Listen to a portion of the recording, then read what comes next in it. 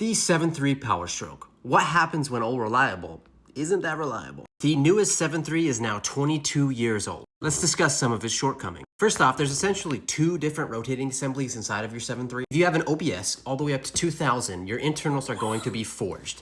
You see this, it's a stud that goes through the forged rod right there. That indicates that it's a forged rod because the PMRs do not have that. 2002 and up, all are PMRs. That 2001, there's a serial number that the forge stopped, but even after that, they sprinkled in some forge to get rid of their stock. So a 2001, I would recommend just looking. Moving on to the oil pans. The fellows over at Navistar, in all of their ingeniousness, decided to make the oil pan out of tinfoil. That is one thing that 6.7s and 7.3s have in common, is putting oil on the outside and inside of the oil pan. But because they're so thin and they're so prone to rust, the first thing that's gonna go is gonna be where your dipstick goes. And they sell a couple different solutions. I would recommend at least looking at where your dipstick is and probably fixing it because it's more than likely a problem. Second, let's get rid of that fuel bowl. The way that the 7.3 operates is it's actually pushing fuel inside of the rails in the head, but there's no return on it. They just feed in two separate ports on each side of the valley. And what this does is actually deadheads the injectors on the far side of the inlet for the fuel. And so like cylinder 8 is actually a different injector code in later 7.3s because of the lack of fuel pressure provided by this sort of design. The easiest solution is just to get a regulated return and let the fuel flow continuously through the rail, which provides continuous fuel pressure for those injectors. Moving on to the silent killers. These will go. They're a wear item, they fail, and then you don't start. It's worth just having one because you never know when it's gonna go. And these under valve cover harnesses, the plug itself has actually been known to wear out. And then if you overheat it, odds are you've melted this harness. Not odds are, but if it starts to fail on one side of your engine, you melted this harness. And because the plugs fail, it's worth having that in your mind that you might be replacing these.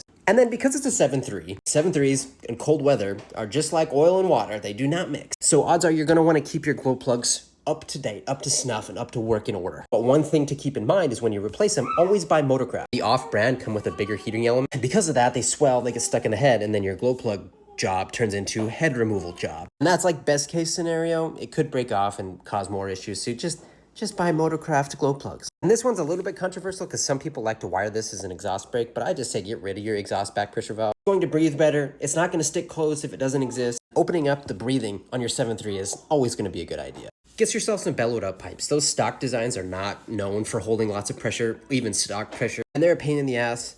You don't want to replace them more than once. Just buy the good ones from the jump. And then why not upgrade to 140 volt IDM? Sharper response, little longer hold open, clearer, crisper fuel injection. A great mod. And then some honorable mentions, I would say get yourself a Hydra tuner. Wake that old sucker up a little bit. Some head studs if you ever pull the heads because then they're reusable. They're not torque to yield. They're going to clamp better. Valve springs are huge because the 7.3 is not a high ripple motor. Aren't necessary, but they're things that you could want to replace later on down the line.